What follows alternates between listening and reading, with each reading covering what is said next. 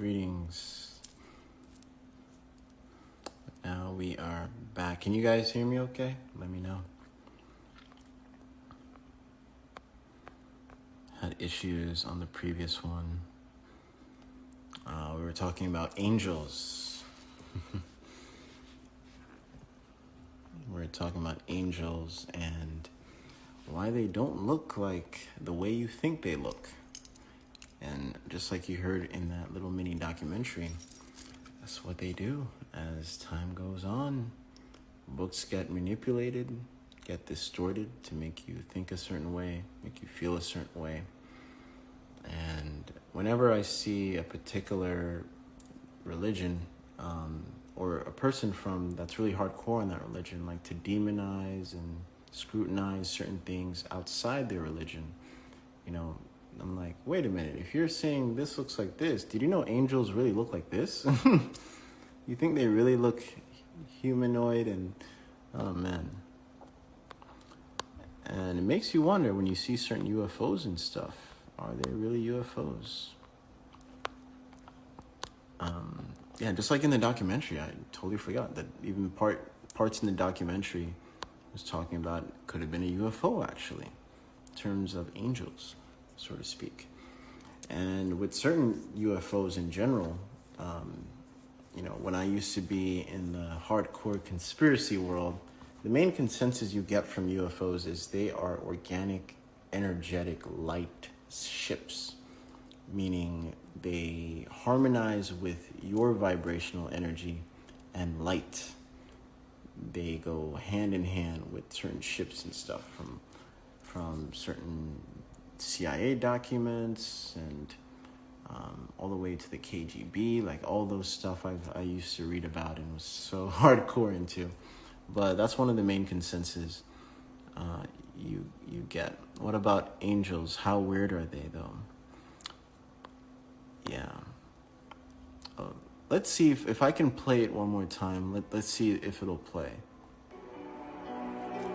When we think of angels, the images conjured are often quite similar.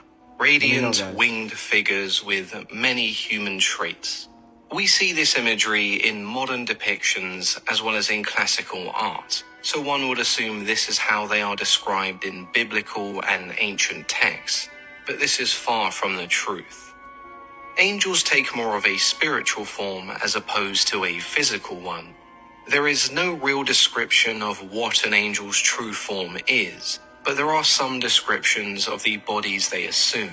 And be warned, they are very strange. So let's take a look at some of the different types of angels.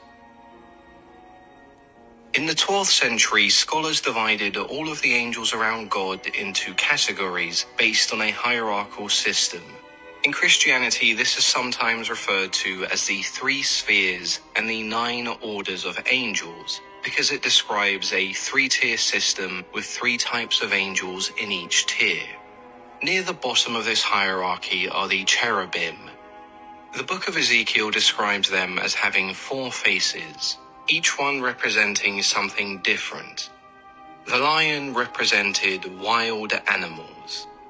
The ox, domesticated animals. The eagle, birds. And the human represented humanity. The cherubim had long straight legs with hooves and 2 pairs of wings. You may also see them with regular feet and 4 pairs of wings. A much different appearance to the young plump cherubs we would associate with figures such as Cupid, that stem from Christian scholars such as Thomas Aquinas, who characterize them as having a burning love for God. The Hebrew Bible mentions the word cherubim almost 100 times, but their purpose is still fairly ambiguous. The general belief is that they exist to guard the Garden of Eden, especially the Tree of Life. The cherubim having numerous faces has this almost chimera feel, but the human face is more akin to a sphinx. Either way, there is something very unsettling about their appearance. The Seraphim are a type of angel that appear in Christianity, Judaism, and Islam, but their importance varies. In Judaism, they are middle of the road, but in Christianity, they assume the highest rank possible just under God. The book of Isaiah describes them as having 6 wings. Above it stood the Seraphims. Each one had 6 wings. With twain he covered his face, and with twain he covered his feet, and with twain he did fly.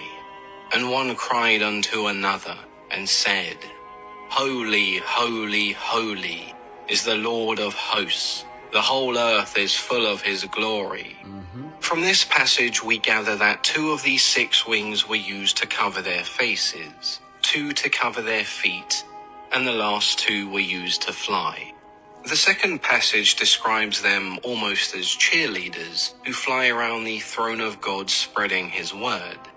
This description is not as detailed as the cherubim, so all we know for sure is that the seraphim were made up of mostly wings. The book of Revelation only differs slightly, describing their 6 wings as being full of eyes. In Islam we see the term seraph, which is used to describe archangels who were born from celestial fire. Next we have the thrones or the Ophanim. These are about as far from a traditional looking angel as one can get. In Christianity, the Ophanim were the entities that acted as chariots or transportation for the cherubim. They were giant interlocking wheels with wings and eyes that would reside in the part of the cosmos where material form began to shape. Like the seraphim, they would also chant God's glory whenever in his presence. The book of Enoch describes them as the many-eyed ones, and places them in the same category of celestial being as the cherubim and seraphim. Their role here was much more than transportation. The Ophanim never sleep and forever guard the throne of God. When Ezekiel has his vision of the great chariot, he describes all 3 of these angels as the guardians. But given the strange nature of what he's describing, some believe this was a hallucination. Others take Ezekiel's account as an encounter with UFOs, so no one really knows where they came from and why they look so strange. The virtues are a group of angels who do not possess a physical body, but have control over the elements. They were referred to as the shining ones because they appear as sparks of light. The main role of the virtues was to perform miracles for those who were deemed as deserving. They would receive orders from the angels above them and travel to earth to perform these miracles. Once on earth, they would assume a human form. There are several types of angels along with the virtues whose primary form resembles a source of light. Angels are celestial beings. They are neither male nor female, and essentially they can take whatever form they desire. Is it a surprise that the angels who spend all of their time in the cosmos with God are the strangest and most unorthodox looking? No, not really. If you're talking about regions that are supposed to be outside of our comprehension, then surely the beings that inhabit them would also look out of place. Even if that means they resemble something you'd expect to see in a Lovecraftian horror, or perhaps the writings of someone coming down off an acid trip. It also makes sense for the archangels and regular angels to appear in a more human light, as they have the most human interaction. The further back you delve into various religious texts, the stranger angels appear to be. As later books were added and revised, the more human-looking angels became the norm. And maybe this was done to make things easier to understand. Right. In reality, we may never know. But it's still interesting to examine. Now, if you were to share just a picture without explanation to modern day Christianity or Christian believers in a sense, they'd be like, no, devil. I'm like, wait a minute, have you really read the Bible? Have you really read the Bible in depth to know that all this is actually pretty much close to the Bible's description of angels? I'm just sharing this because it's so important to stop criticizing and start understanding from different viewpoints as much as possible to find the fine line of what works for you, what your soul resonates with, and the less demonizing, the better, and the more progression you can really focus on to what your soul needs and give a nice, beautiful path. So let's talk about that discipline and routine. I think a lot of people get mixed up that they're one and the same in a sense. Yes and no. And I'll dive into why. So before that, actually, I want to answer a few questions here. I saw something. What if angels are just frequencies like a photon, angles? I think you meant to say angles of light. Yeah, if you were to do the play with etymology in a sense, angles, angels, angles of light, in a sense, very, very, very, very close, and that's what they are. They're light radiating beings, or not even beings. I think they're a lot more than us human comprehension can really confine in words. In my opinion. It's just like when you see certain UFOs, how they just shapeshift out of nowhere, and it's like it's very surreal. And even when you look at like older videos capturing it, it still looks super surreal. And it's still even today's cameras. When you see fighter jets trying to capture it on film, like it looks so surreal. It looks still surreal out of even with all the special effects of today. It looks so surreal. And it's like they're bending space and time, shifting the way they are, right? Makes you wonder. So tapping into the topic discipline and routine. So many of us would build a routine, right? Build a routine, stick to it, and it's our quote unquote go to. Yeah, it's our go to. Nothing wrong with that. Nothing wrong with that.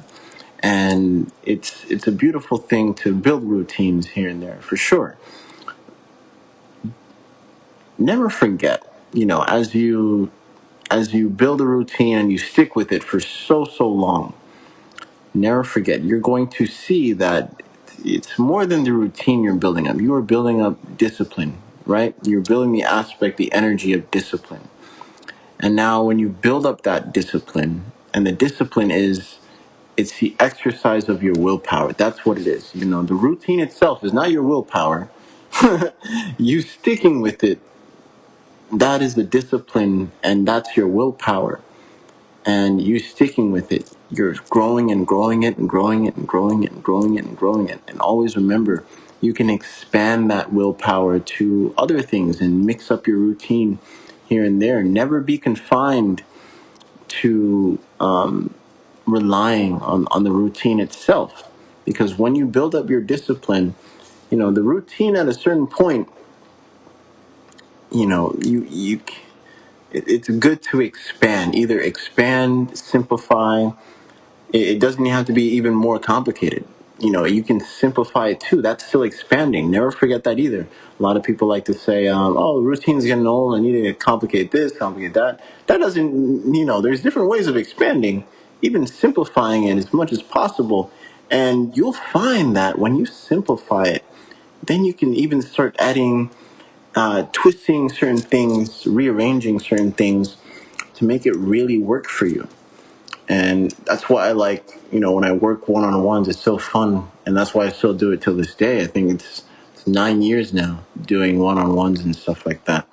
But, I like giving people homework. If they work three months or a whole year with me, I love giving them homework, and we fine tune, we find where it really fits their lifestyle in terms of specific breathing mechanics and breath mechanics in their day-to-day lives, because everyone is different.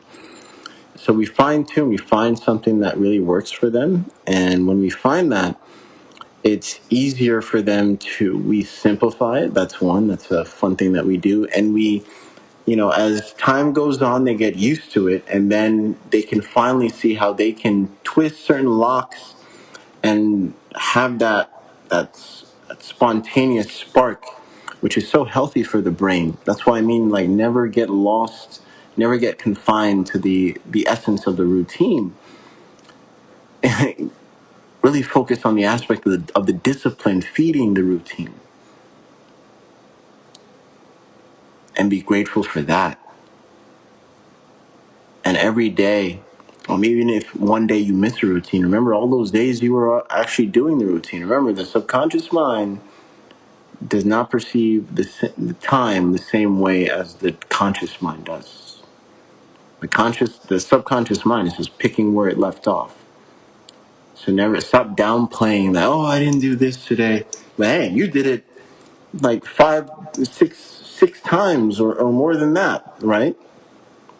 Always honor that part of yourself. It's time we stop feeding that downward spiral of energy. Like, it's honor the fact you did it. At least you did it. At least you did it. There are some people that can't do certain things, and they wish they had your feet. They wish they had your arms. They wish they had your voice. They wish they had another eyeball. They wish they had another lung. They wish they had another hand. They wish their brain functioned fully well. Always remember that.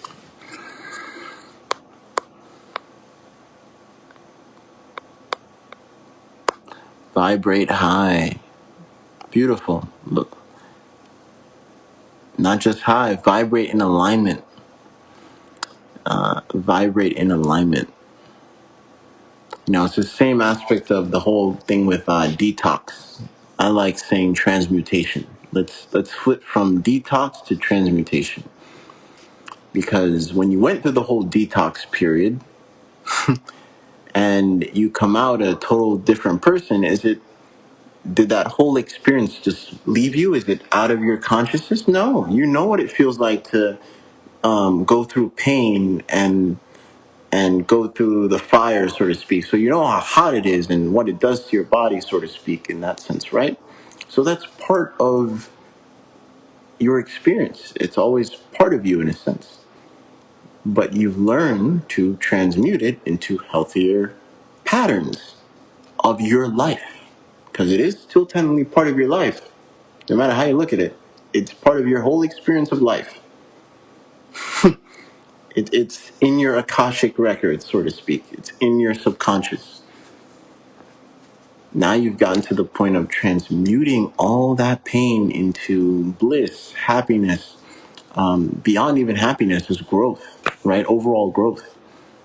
And that's so important. So that even ties back to what I was saying. Don't get lost in the aspect of the routine. Focus on the beauty of the discipline that is feeding the routine over and over, and honor yourself, saying that, yeah, I did this today, I did that today, I did something at least 1% more of than yesterday, which is also super important. And you're not in competition with anybody but yourself. Exactly. Learn to transmute all types of energy. I'll give you guys a little tip here too. With the red light, like I said, what you do frequently becomes your frequency, right? So I have red light on me 24/7, as much as I can, so to speak. Not 24/7. I'd rather get more sunlight, if anything. But even rainy days, like I'm blasting it at myself. And you start to develop a certain muscle if you can. Well, this mental breathwork journey that we're doing in the members group, it's a 10-week journey. And this week, actually, we're focusing on colors. Now, building that muscle, like I can distinguish when infrared is at an all-time high in the sun. I've learned to build that type of muscle. Like, I can distinguish whether I can look at the sun dead in the eye and tell whether or not the infrared levels is either super high or super low. And that's because I build that muscle. It's a muscle you build. There's so many different muscles you build more than the physical, right? It's just like speaking on stage, for instance. Most people get that stage fright. They're like, I'm speaking on stage, right? But the more you do it, the more you build that muscle.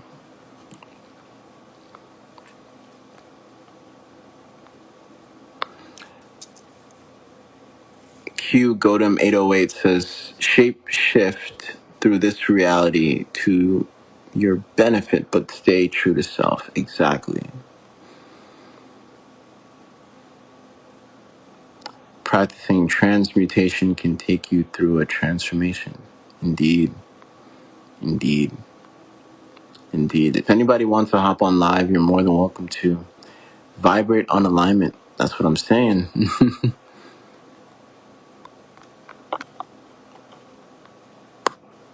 I think it's also healthy as well. I think it's definitely healthy in the sense of distinguishing high and low. Focus on alignment. Alignment, because, something could be in the perception of very high, right? Very high. It's like, let's say, in investing in general, in terms of, or just anything. Let's say it's something that's super soaring, super high right now, and just because it's super high, it doesn't mean it's the best time to really get in, right? You want to get at a better price, so to speak, in and diving into the lows, and then be patient in that sense, then ride the highs, so to speak, and then get off at a certain point and ride the lows again, and then dive even higher at a certain point. So with that being said, focus on more of alignment than the aspect of high or low. Focus on an alignment, because when you find that alignment of what works for you, and the compass, the compass internally of what works for you is different for everybody. But how do we live? How do we connect to that compass as much as possible? It's your breathing pattern. It's your breath. It's how you feel overall. It's your experiences. They all go hand in hand together, because the more you can feel is the more you can heal, and the more you can heal, the more you can deal. But not only that, the better the communication is mentally and gut-wise as well. Just healing your gut specifically is shown to heal tons of dis-ease. I have to say it like that because you guys know why. And you type in any disease, and most likely you'll see gut, gut, gut, gut, gut, gut, gut, gut, gut, gut, gut, gut, gut, gut, gut. Any disease, most diseases, 90% of them, I'll confidently say that 90% has something to do with the gut. 90%. That's a lot. That's a lot. And that's why breath is important. But beyond the physical, just like what we're doing with mental breath work, someone just had a 15-year breakthrough. A 15-year breakthrough of, I'll share it here because she was okay sharing it out to the public.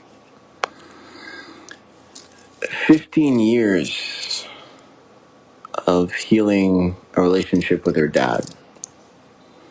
15 years.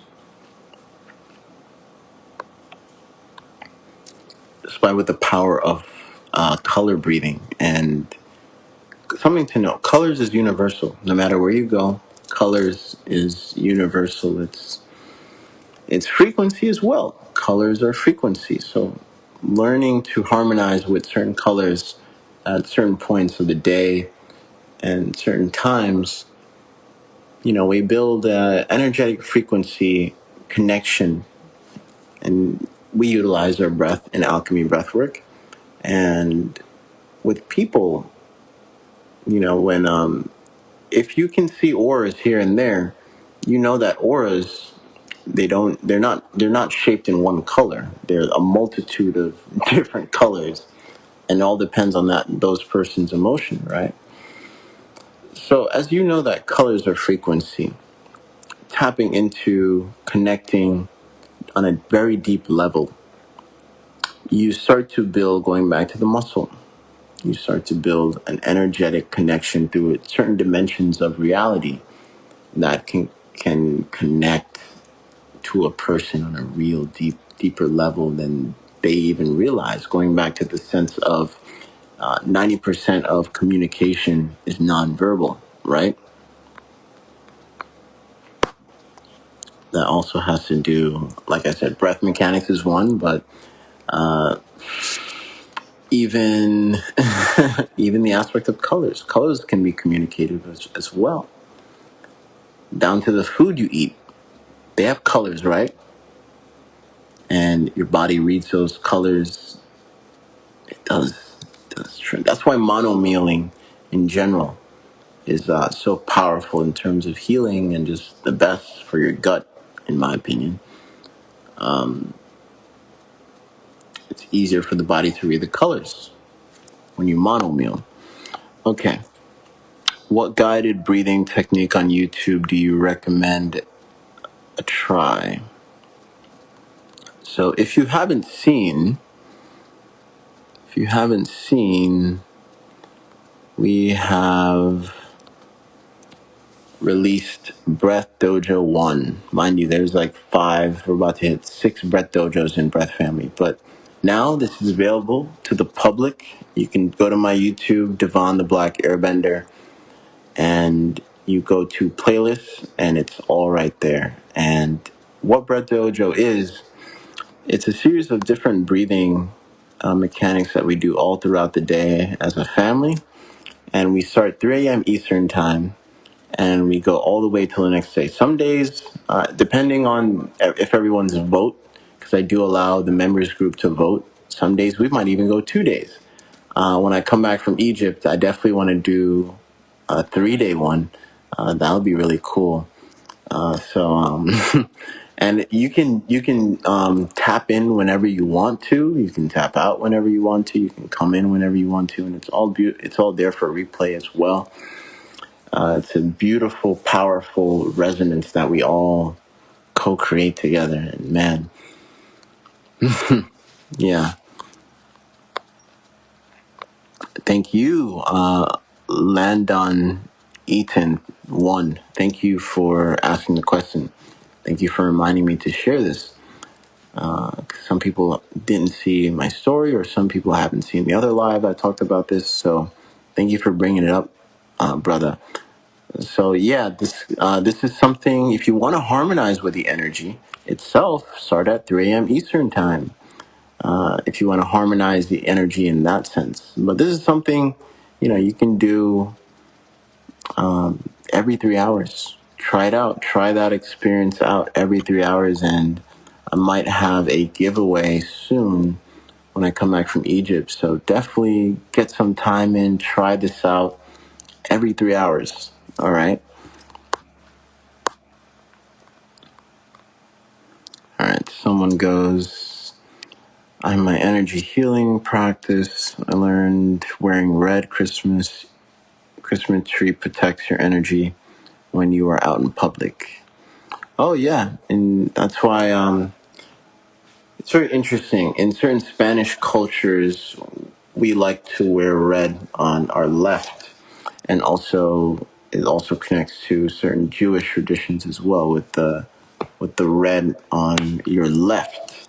And you might actually see certain celebrities low key wear red on their left, which is very interesting because you can tell like who knows, like who's who, so to speak, in that community, and why they act the way they do, and they stay away from certain people and stuff. I'm like, that's why you don't see that person with that person, and that person. when I used to live in California. I had the privilege of just being around certain circles, Nassau scholars, people like that, and got to pick certain brains. And yeah, I learned a lot. Learned a lot in 3 months being in those spaces. I didn't really like being in those spaces because alcohol was around there and stuff like that. But it was mainly for the business that I was a part of at that time, and I had no choice but to be in meetings and stuff. So yeah, that was a cool experience in seeing certain celebrities, and you can tell like you'd have some deep conversations with so and so, and why they keep a distance away from certain people and stuff like that. You learn a lot. I've been going through some things lately and honestly ready to change. What should I start with when I do breath work? I don't know if you just joined, but something else to start with is the subliminal breathwork music.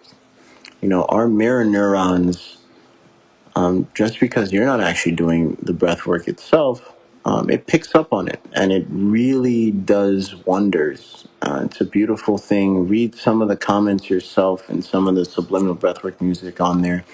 I need to really organize a playlist on YouTube, but in the members group, there's also way more subliminal breathwork music, some exclusives in there as well that I can't even post on YouTube. You can really tap in it and you can have it on replay over and over and over again. For the price of what the Breath Family members group is, the value in there is worth over $2,000 or more. Well over. There is over what? There's well over, at least the video wise, there's over 100 plus videos of breathwork material in there. Music wise, there's at least way over 30, way more than my YouTube. So much value. And the beautiful thing about it is you can have it on replay over and over and repeat it and have a deeper experiences with that. And the members group is only $100 a month. And right now we're in the middle of the mental breathwork journey. It's a 10-week journey. We're on week number 2. Week 1 was expansion, and I like the feedback that I get from the members. It's a beautiful thing. I'm really tapping into honoring the members in a sense and hearing their feedback, and then I'll make a video addressing all those concerns that I was hearing. And the main thing with the expansion was the visuals. And that also, like, it's another muscle. Man, it's a beautiful thing, hearing things come out. The family members group, the breath family members group that I didn't even say yet. I already knew, like, oh yeah, you're exercising different aspects of your subconscious in terms of that muscle, and that's what it is. The mental breath work really does exercise and really connects the conscious and the subconscious mind in terms of certain neurological muscles. It really does that. And it's a beautiful thing hearing it come out the words from their mouth without me even saying it. Really, really cool. And we have Integration Day. It's actually today. Today's Friday. Oh, snap. I'm actually going to vote either it's going to be later tonight, Friday, or we might do it Saturday. So we'll see what the members have to say. Seems like breath develops the mental faculties. It does, depending how you use it. Like I said, with great power comes great responsibility, as they say. Aren't you writing a book? Yes. I already have some books already. I'm really debating on taking down those books. But what I might do is write mini books and just push it out that way, and then combine all those mini books into breath consciousness. I feel like, honestly, that would be easier for some people to really digest, because I have a lot of material. Just every day I'm writing, by the way. Every day. I have a lot of material. So think I've even been thinking about, since we're going through the whole mental breathwork journey, I can really dive in. Hearing all levels of breathwork is welcome, by the way, in alchemy breathwork. All levels is welcome. Doesn't matter what level you're on. It's even the mental breathwork. You have some people that's been doing all types of other breathwork for years and diving into the mental breathwork for themselves. They're like, and there's some things in mental breathwork that I haven't done in a while, actually. Like I said, there's so much in alchemy, and it's always going to keep on going, because I like to say the breath itself is still teaching me till this day. And I learn mainly also from the experience and also sharing and really paying attention and having a heart space for what clients go through and my journey with them, and how can I simplify something, making it more digestible, easier for the person, because that's so important moving forward. With Breath Family, is it sanctioned by beginner breathwork practices to advance? Yeah, there's even a group, a space in the breath library that says beginners. And by the way, Breath Dojo is for all levels, by the way. What would you recommend for healing gut and where to start? Recommend diving into the breath. Because when you shift your breath pattern, it doesn't matter what you eat, doesn't matter. You can eat this herb, do that, this and that. If your gut itself, if your breathing mechanics isn't right, what makes you think you're going to get the best out of a herb or a supplement or whatever the case may be? It always stems to the foundation of your body, and breath is the number one foundation of your body. So if you can learn to shift certain breathing patterns to help with the gut, and I think thunder breathing is great for the gut, for sure. Thunder breathing is epic for the gut, for sure. And you're harmonizing with the frequency of the stomach, and you're recycling the energy in that sense, and it's a beautiful, beautiful thing. If you should listen to the subliminal breathwork for fasting, because we implemented some thunder breathing in that one too. So the subconscious will definitely pick up on that. Yeah. And another great tip I can give you is brush your teeth after eating. Your stomach starts here. Your stomach starts here. Brush your teeth after eating. That's a great help too. That's a thing. Damn, yeah, not a lot of fasting people even talk about that. But brushing your teeth is one of the most simplest, powerful thing you could possibly do. And it's less energy for your mouth to clean in that sense. You can push more energy in terms of cleaning straight to the gut where it really needs some help, right? So think of it also that way, in terms of what can you clean so the body, has more rest and more utilization of where to put that energy towards. Super important. Clean your mouth after eating. Okay, only from curiosity, not from belief. Not sure what you mean by that. Thanks for your knowledge, bro. Hopping off and brushing my teeth, going to sleep now. Yes, tongue scraping, oil pulling. Not a big fan of oil pulling, but tongue scraping, yes. The oil. At the same time, oil is oil. Oil is oil. Oil is oil. And what do I mean by that? If you can stray away from oil in general, even with your cooking, it makes a huge difference on your overall cleansing of the body. Huge difference. Even oil pulling, I don't suggest oil pulling.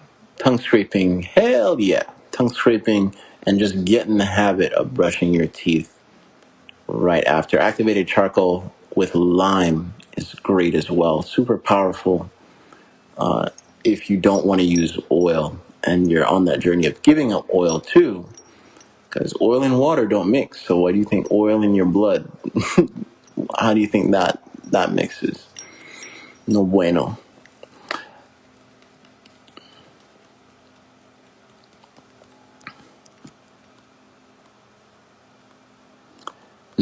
that's fair. Yeah, activated charcoal and lime. I hold swish urine in my mouth for 1 hour. For 1 hour twice a day. Oh, that's a good one. Yeah, urine is also great. Grapeseed oil for cooking. Listen, no oil. No oil at all is great for cooking. If you can do a substitute, you can substitute milk. Some type of milk, like coconut milk, you can substitute that. Or coconut amino. That's also a great substitute. Stray away from the oil. Just do it at least once, 1 week, and see how you feel. And thank me later. You'd be surprised of how much weight you like, oh, I can fly just by taking out the oil. Oh my god, yeah.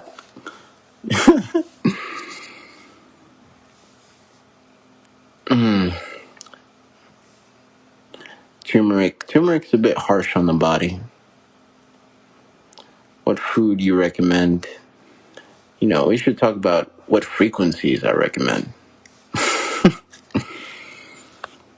I'm tired of food nutrition, talking about food nutrition. We should talk about frequency nutrition. We should talk about how living in certain areas is affecting your equilibrium in terms of frequencies and stuff like that. That's why it's important to have scales around. It's important to have tensoring, especially if you live in urban areas in general, for sure.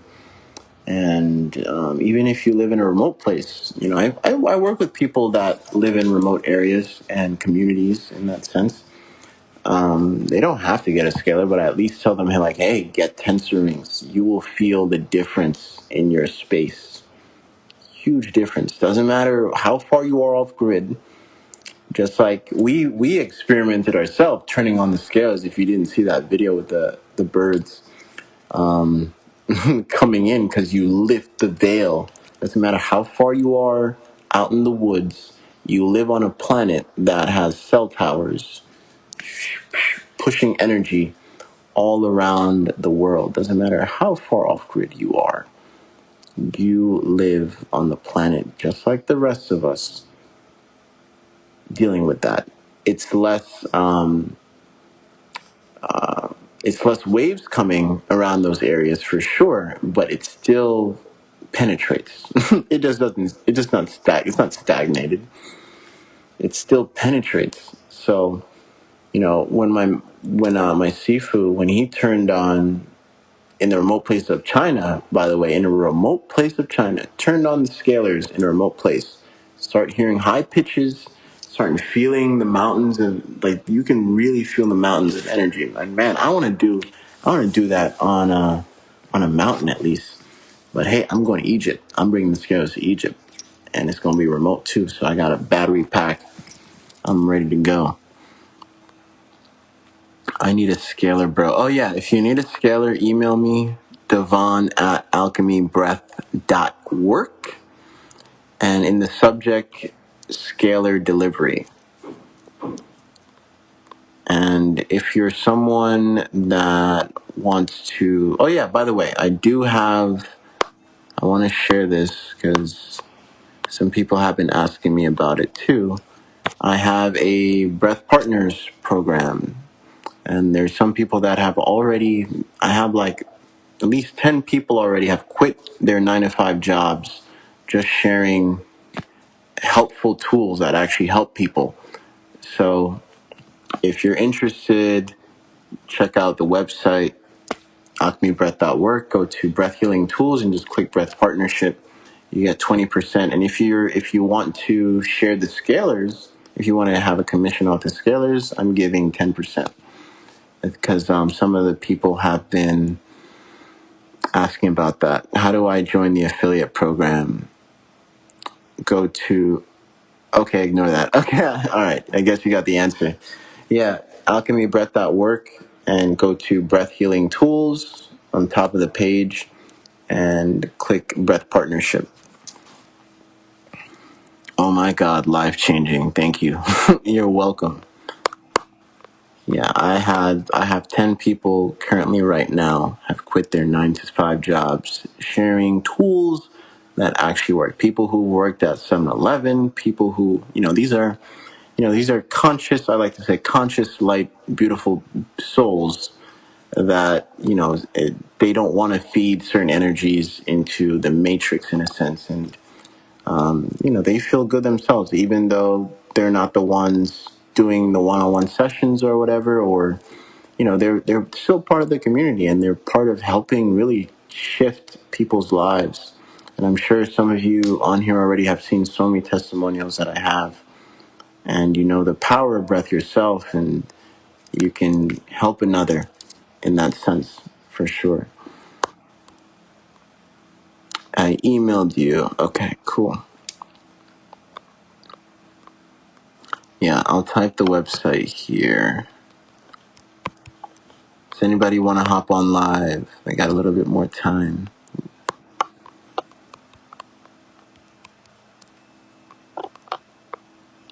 I feel like most people here is like my West Coast people.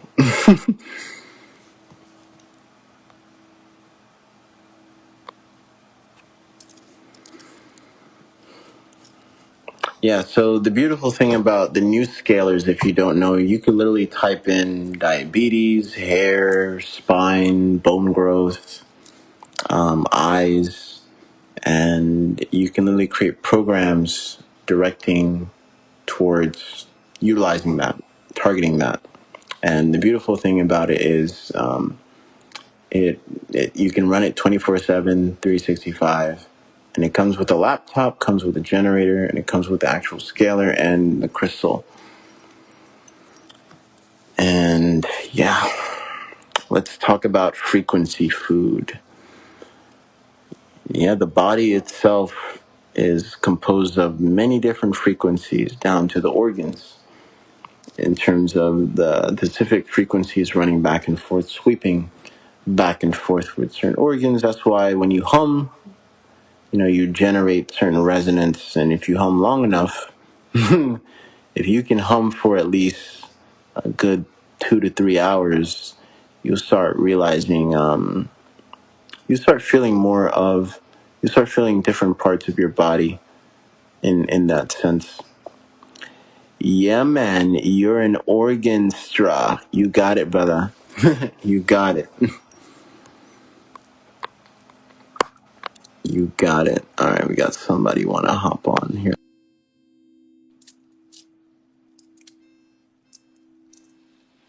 Hey, hey, how's it going, man? Greetings, brother.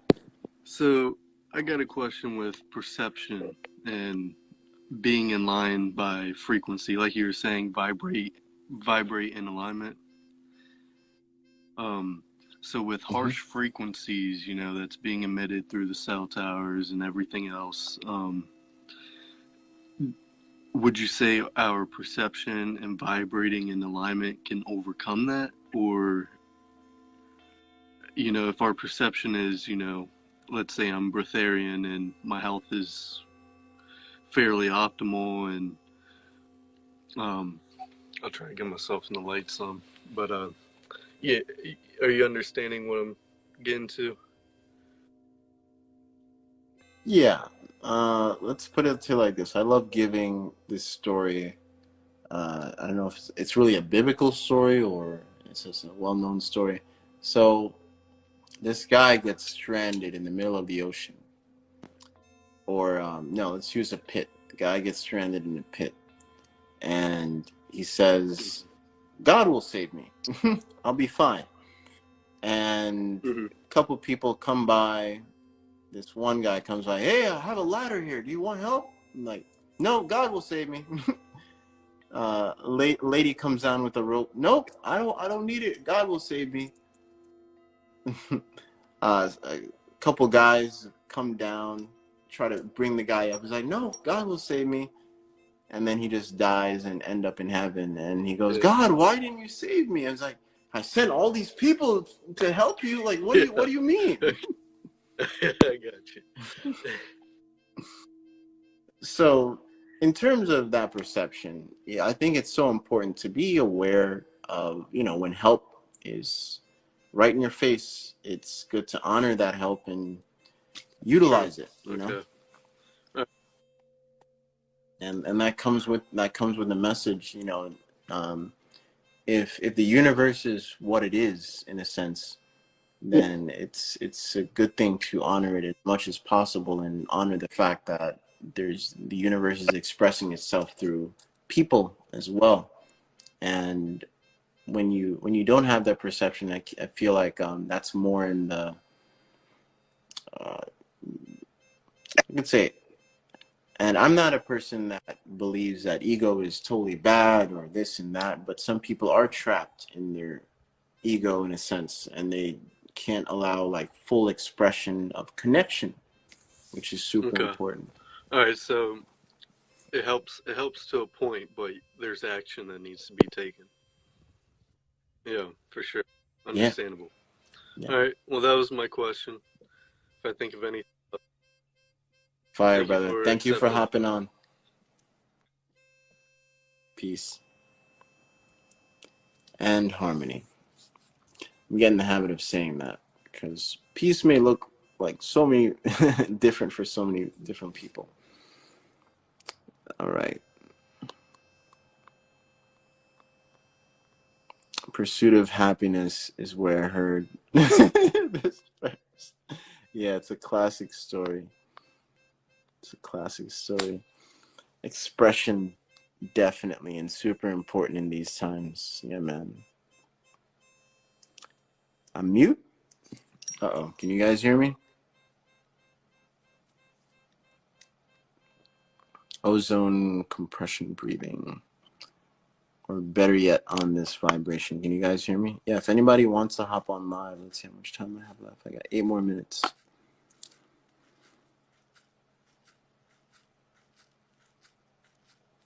Okay, you guys can hear me. Perfect.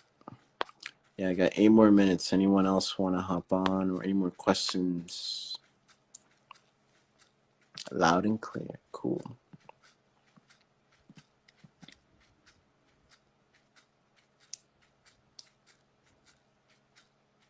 Any pointers to resources on breathing to help brain fog? I would say eye breathing is a good one. Eye breathing is not out in the public yet. So that's in the Breath Family Members group. But if you can't afford Breath Family Members group or any of that, I just released Breath Dojo here again. Breath Dojo is on my YouTube. Try it out. Every 3 hours, try it out.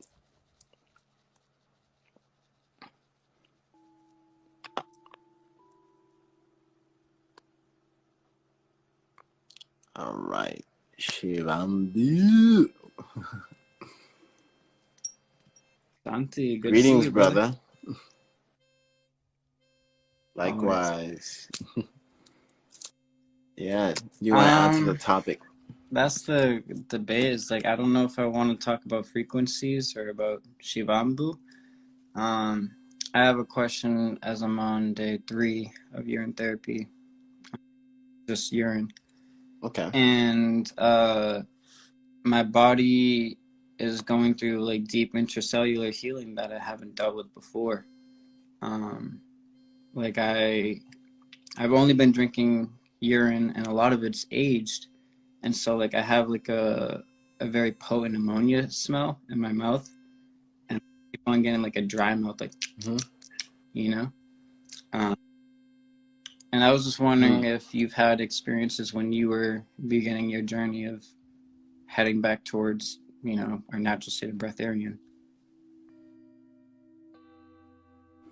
With Dry the mouth, dry mouth? the ammonia, like I get the ammonia smell and like it lingers even on fresh urine, like right after I loop it, basically. And I asked someone else about it and they said they didn't get that situation. So I'm wondering if that means that like the urine is sticking to my mouth because there's something there that needs a deeper cellular healing. No, I think you just answered your Yeah. own question. Yeah, the smell. You see, there's some people when they go on this journey too that their sense of smell heightens as well. And smell and um, smell will give you like dogs. Like dogs can detect if someone has cancer Okay. and stuff of that nature. So smell helps. Smell helps in that sense. And when you stop smelling the ammonia, that's when then, all right, now we're going a little bit deeper here, or something shifting internally. Let's see where this goes, so to speak. Yeah, just riding through it, just seeing the end result, or just the cause and then the effect, right? Awesome, thank you. Yeah, and just recently, it's funny that you were talking about how every organ has frequencies. I was just learning about that because somebody asked, why do we have organs if we're not meant to eat? And I told them that, our body is an orchestra, and when it's empty, it's all different frequencies and vibration, and literally singing and humming and vibrating in symphony. If you look at the etymology of stomach, it means storage of energy. Food doesn't get stuck in your stomach; it leaves, right? So, what's actually being It's so stored funny. there? I posted a very controversial topic. I was like, why is it that no matter what color the food is that we eat, it comes at the end like lucky and brown, Boom. Like we can eat, Boom. I don't know, cauliflower, which is white, and it's gonna come out brown. You know what I mean? And totally like just looks horrible. It's like showing that your body is telling you like, I don't need this. I don't know why you're putting this through me. And just showing people like the reason why we have nutrient deficiencies is because there's a seepage in our aura. There's some type of leakage. We are toroidal fields, and if our aura is whole, there shouldn't be a lack, right? Yeah. It's like today I had a sip of orange juice a little bit too early, like 11. I normally drink something like late, like around like 2-3 p.m. I like to be dry at least like 20 hours, and then when I drank that, I feel like something was like so off. I was like, oh, like I feel full, like it's like feels so off right now, and it's because I'm building up just cultivation going into Egypt because I want to be dry the whole 7 days or more. I don't know how long I'm going to stay out there, and I really want to just have a deeper experience with Egypt in that sense. So yeah, when you the going back to the intelligence of the mirror neurons, it goes to show you like the body is so intelligent. It really is. It's so intelligent beyond our comprehension that scientists till this day is still figuring out like, oh, did you know, oh, now we had a secret organ? I'm like, oh, this like you found that organ like 3 years ago. What are you talking about? Yeah, that's science is still yet to catch up with the medicine beyond the physical or death of physical. It's like once you let go of this veil and see beyond meta death, see the truth, the oneness, or the eternalness.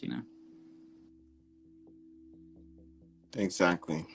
All right, brother. We have literally 20 seconds. I just want to say thank you for hopping on. Thank you all for hopping on, and peace.